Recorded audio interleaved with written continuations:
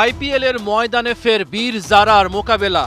শাহরুখ খানের Kolkata night Riders আর প্রীতি জিন্তার পাঞ্জাব কিংসের খেলা। টস জিতে পাঞ্জাব কিংস ফিল্ডিংয়ে। কেকেআর কি জয়ের গল্প লিখতে পারবে ঘরের মাঠ ইডেনে? ফিল সল্ট আর সুনীল নারাইন যেন 22 গজের দুই বাঘ। পাঞ্জাবের বোলারদের উপহার দিলেন ভুলে যাওয়ার মতো একটা রাত। যথারীতি সুনীল নারাইন আক্রমণাত্মক, পাওয়ার প্লেতে ফিল সল্ট ধ্বংসাত্মক। প্রথম 6 ওভারে 76 রান কেকেআর এর বোর্ডে। কলকাতা উড়ন্ত শুরু করে। শর্ট বলগুলোকে এভাবেই নারাইন করেছেন সীমানা ছাড়া। 23 বলেই পেয়েছেন 50-র দেখা।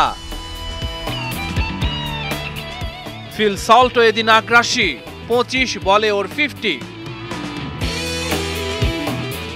নারাইন আর সল্ট 75 বলে 163 রানের জুটি গড়েন।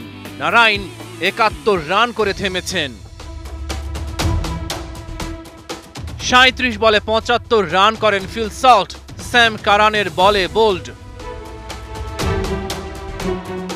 শেষ দিকে ব্যাটে আগুন জ্বেলেছেন কলকাতার কাপ্তান।